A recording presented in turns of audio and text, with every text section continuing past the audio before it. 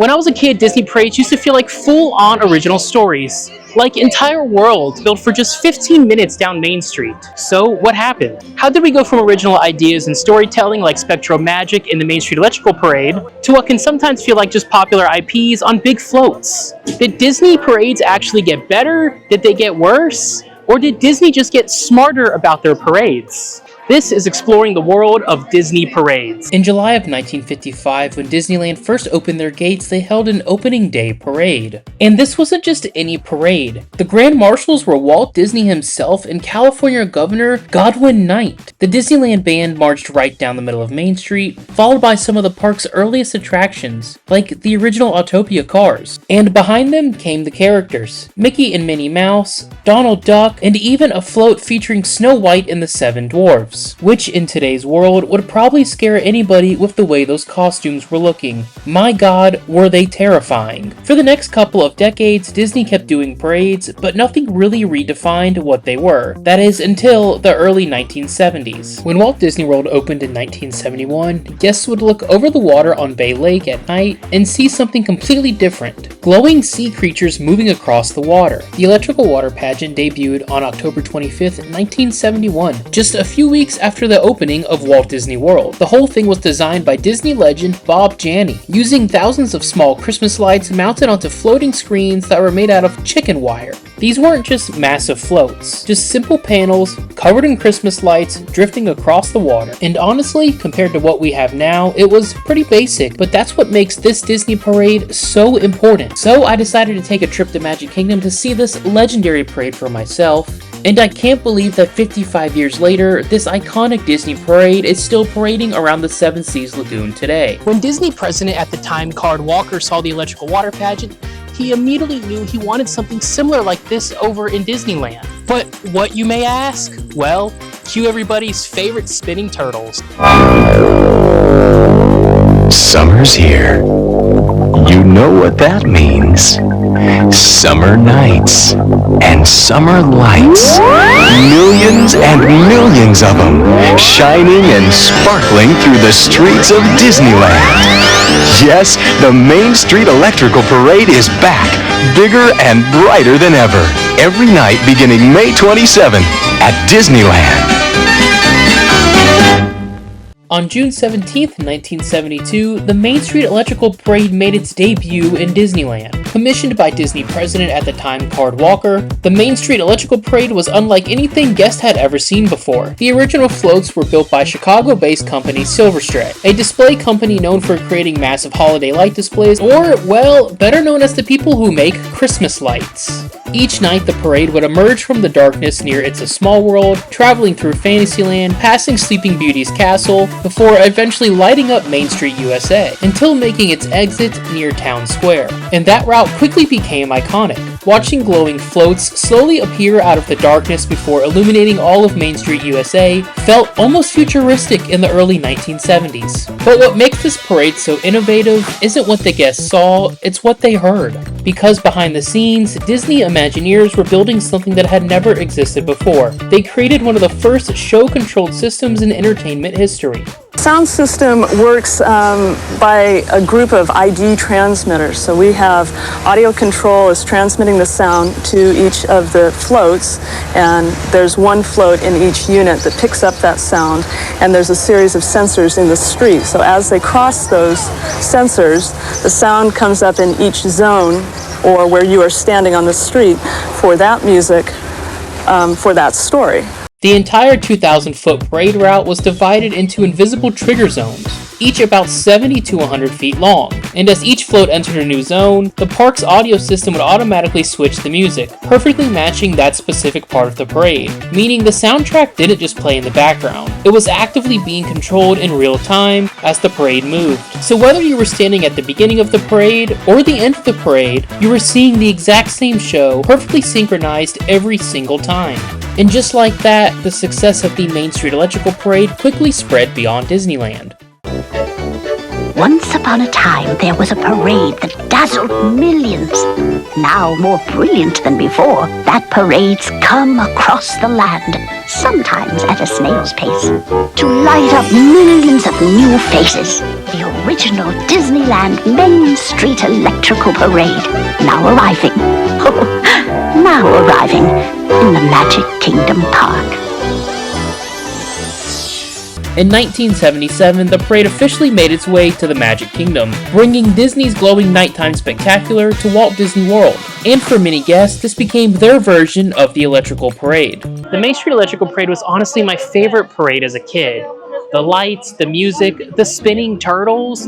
And for years, parades like the Main Street Electrical Parade and the Electrical Water Pageant defined what Disney parades were. But over time, something started to change. On October 1st, 1991, a new nighttime parade debuted in Walt Disney World. Spectromagic was a 20-minute nighttime parade created for Walt Disney World's 20th anniversary. It was designed as a spiritual successor to the Main Street Electrical Parade, but pushed the concept even further. It was the first parade to include an original story to follow throughout its nightly showing.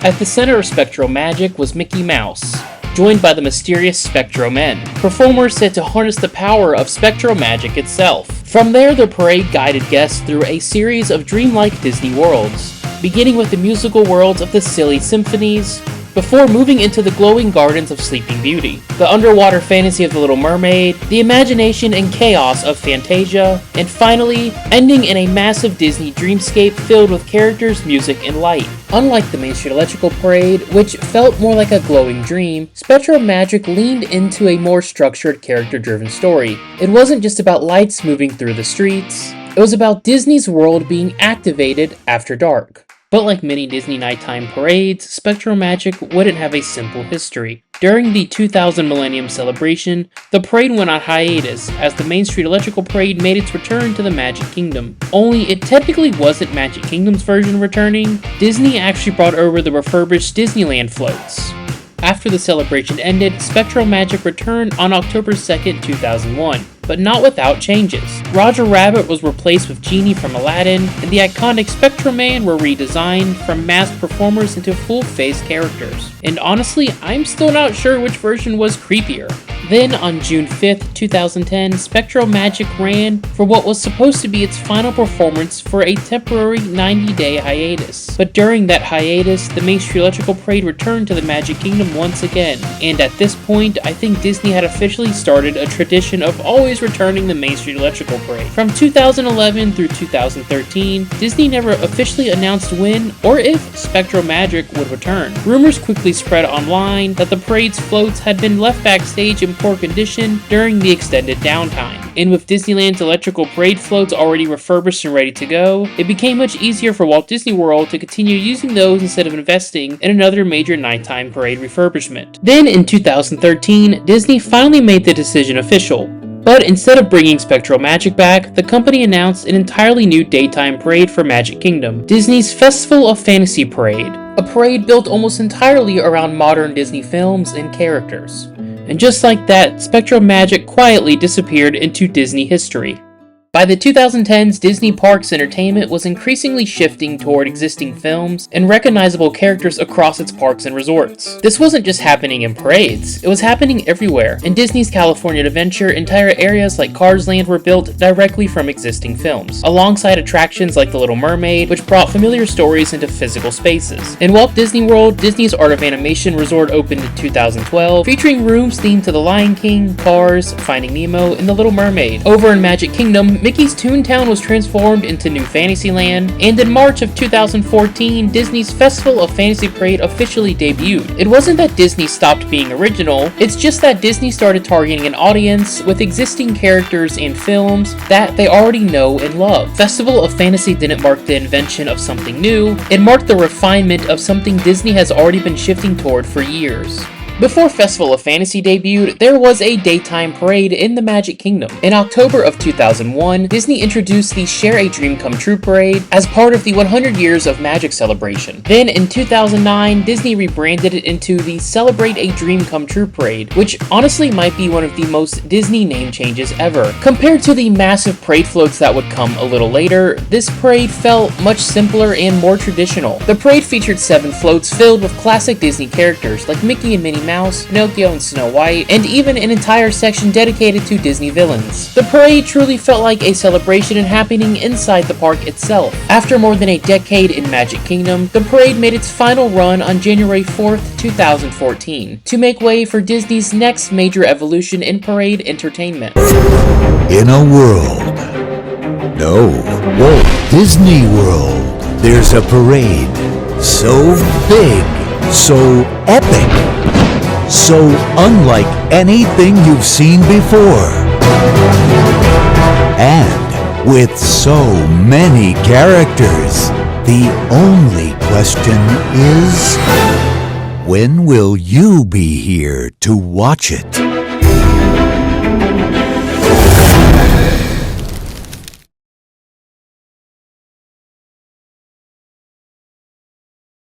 On March 9th, 2014, Disney's Festival of Fantasy Parade officially debuted at the Magic Kingdom. Designed to help celebrate the expansion of New Fantasyland, the parade was created around the idea that Disney characters had quite literally exploded out of their own stories and into the streets of the park. Disney World wanted a brand new parade, so we sat down and said, you know, what would be a really great thing for them to do? They had just opened the new expansion of Fantasyland, and we said, hey, what would be really great is if the characters exploded out of Fantasyland and said, you know, come to our new land, come help us celebrate. What's fun about the parade is it's really all inspired by this idea of a festival and everybody kind of bringing their worlds to our guests.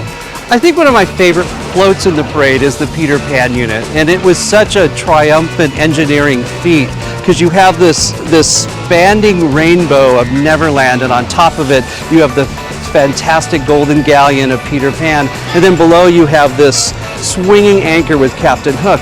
And at first we drew it and it was like, whoa, I wonder if we can do this. And it was, the engineers made it happen. I mean, and it's really, when you see it in full scale, actually it's right behind us, it's glorious. Almost every major float in the parade connected directly to an attraction or area inside New Fantasyland. The Seven Dwarfs Mine Train, The Little Mermaid, Peter Pan's Flight, and somehow even the Tangled bathrooms. Yeah, a bathroom got its own parade float. Obviously, it wasn't just a bathroom that inspired a Tangled parade float. At the time, Tangled was still one of Disney's most recent and recognizable animated films for their current guests. At the time, Disney wasn't just trying to reference films in the parks and resorts, they were trying to bring them to life. And that couldn't be more true with the parade's most iconic float.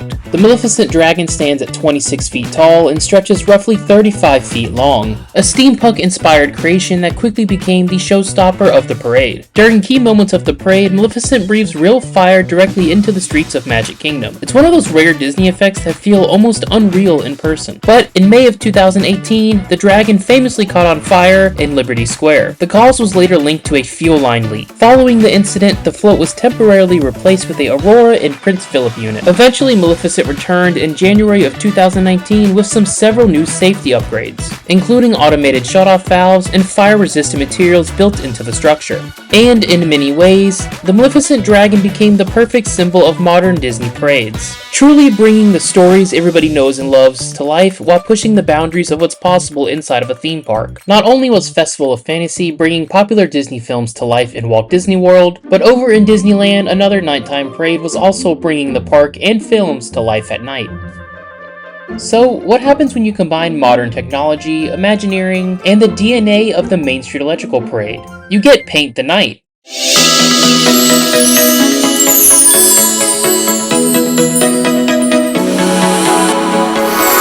What's really fun is when you create parades, it all starts with the idea and the story, and this whole idea that Tinkerbell has taken all the magic and has painted the night with lights. I just reviewed Slinky, and Slinky is just incredible. And the really great thing that Steve and Sarah have done is work with the visual hierarchy in the parade, so it doesn't matter where you're standing on the parade route, whether you're 4'6" or 6'2", you will see just about all of this parade unfold in front of you. While Walt Disney World was moving away from nighttime parades, Disneyland was preparing to reinvent them. On May 22nd, 2015, Paint the Night officially debuted as part of Disneyland's Diamond Celebration, commemorating the park's 60th anniversary. The 17-minute parade utilized more than 1.5 million LED lights, making it the first parade in Disneyland history to use entirely LED lighting. Featuring more than 70 performers and 8 massive floats, Paint the Night immediately felt bigger and brighter than anything Disney has ever done. The parade opened with Peter Pan and Tinkerbell leading a giant glowing drum float. From there, guests moved through the worlds inspired by Monsters Inc., cars, including a 54-foot-long Mack truck float, making it one of the largest parade units Disney had ever built, followed by Toy Story that featured a giant Slinky Dog float with glowing LED reins. And finally, you enter the world of Frozen, Disney princesses, and eventually ending the parade with Mickey Mouse. What's really interesting is where Paint the Night actually comes from. Not only did it originally debut in Hong Kong Disneyland in 2014, but in interviews, Imagineers have explained that the Main Street Electrical Parade was a major inspiration for Paint the Night's creation. When we started to create Paint the Night, we looked back to the original electrical parade that started at Disneyland for inspiration. It really was such a wonderful design, it was charming, and the use of lights was spectacular. I mean, it really revolutionized the way night parades were created. So when we went back, we looked at it, we said, how was it created? And then we used all that influence in this parade, but we just brought it up to today in wild new ways. In other words, Paint the Night was just built from the idea of the Main Street Electrical Parade. The glowing floats, the synchronized movement, the musical timing, all of it traces back to the electrical parade that Disney created decades earlier. But nowhere did the legacy of the Main Street Electrical Parade evolve more dramatically than in Tokyo Disneyland. In 2001, Tokyo Disneyland debuted Tokyo Disneyland Electrical Parade Dreamlights, a massive reimagining of the original Main Street Electrical Parade concept. While the parade still carried the same glowing nighttime DNA, Dreamlights pushed the scale, technology, and storytelling far beyond anything Disney had attempted before. The parade features enormous illuminated floats, advanced synchronized lighting, and some of the most complex nighttime parade technology Disney has ever used. And unlike many Disney parades that came and gone over the years, Dreamlights became a long-term centerpiece of Tokyo Disneyland, constantly updated, expanded, and maintained, rather than temporarily revived. In many ways, Tokyo Disneyland didn't just keep the spirit of the Main Street Electrical Parade alive, they turned it into something even bigger. But even as Disney continued to reinvent parades, including the nighttime parades, they could never fully move on from the Main Street Electrical Parade. Over the years, the parade continued making return appearances across Disney parks. The parade repeatedly moved between Disneyland and Walt Disney World. The Main Street Electrical Parade returned to Magic Kingdom in 2011 before eventually making its final departure in 2016. It left a noticeable gap in the park's nighttime entertainment lineup. For years, guests wondered when or if a nighttime parade would ever return to the Magic Kingdom. Well, at the 2024 D23 Expo, Disney finally gave guests an answer to the question, will a nighttime parade return to the Magic Kingdom? In Florida, something new is on its way. We are getting a new nighttime parade! And finally, after a decade without a nighttime parade in Magic Kingdom, fans got their wish. On July 20th, 2025, Disney's Starlight Dream the Night Away officially debuted in Magic Kingdom, bringing a new life into the nighttime entertainment of the park. So here we are, backstage. Yes. Making final preparations for our new Disney Starlight Parade. Rehearsals, lighting, programming, everything you can imagine. This was 10 years since there was a nighttime parade at Magic Kingdom, and you can really sense the excitement. It's palpable around here. I am so excited about this constellation of Disney dreams that we are bringing to life. Start with the Blue Fairy to the rooftops of London, following the second star to the right. Then we travel to the Kingdom of Rosas. From there we celebrate the family Madrigal and the world of Encanto, Frozen and Elsa. Then we go to the world of Coco with Miguel and Dante and Pepita, then Moana, and finally, we get to our grand finale, our Starlight train, who just happens to go by the name of Whimsy. On the surface, Disney's Starlight feels completely modern.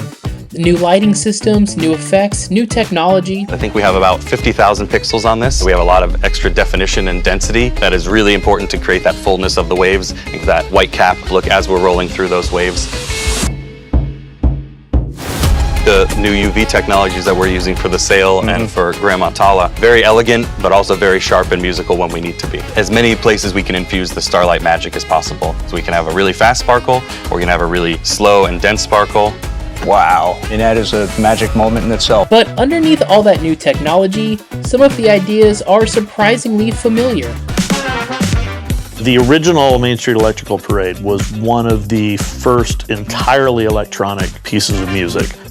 Then you had Spectromagic, which brought in a whole orchestral element. Yeah. So our idea was, let's bring the electronic and the orchestral elements together. We wanted to bring something that was familiar and nostalgic, while at the same time something new to Starlight. Each float is its own stage. So once the parade begins and is traveling down the park, we have strategically set up these GPS zones where they've hit a point. We're now going to fade out the music and give it its pause and start it. Just like the Main Street Electrical Parade, Disney Starlight uses sensors along the parade route to identify when each float enters a specific area to trigger the correct music. It's kind of amazing to see a concept first introduced in the 1970s still being used in a Disney parade more than 50 years later. After spending weeks researching these parades, watching old footage, and learning how they've evolved over the decades, there was only one thing left for me to do. So I came to the Magic Kingdom tonight to check out Disney Starlight for myself. You can kind of hear it starting in the background. Let's see if we can find a spot for it. After almost a decade without a nighttime parade, Disney Starlight Dream the Night Away truly holds up to the Disney parade standard. The effects, the lighting, the music moving as the parade floats move through the parade route is incredible. And at the end right there, you can hear just a hint of the original Main Street Electrical Parade music, the Bo-Rock Hoedown, however it is pronounced. I am not too sure, to be quite honest with you. When I started this video, I thought it was a story about what Disney had lost. But the truth is, these parades were never really gone. The stories evolved, the characters changed, but the magic remained the same. While standing here watching Disney Starlight pass by, it's hard not to see a little bit of every parade that came before it. From the Main Street Electrical Parade, to Spectromagic, Festival of Fantasy, to Paint the Night. And most importantly, the one that started it all 50 years ago is still parading around Seven Seas Lagoon today. So ask yourself this, did Disney parades get worse? Did they get better? Or did they simply evolve? If you've enjoyed this video, please consider leaving a like and subscribing. And if you want to watch more, maybe check out this video up here or this one right here. My name is John, and this has been Exploring the World of Disney Parades, and I will see you guys in the next one.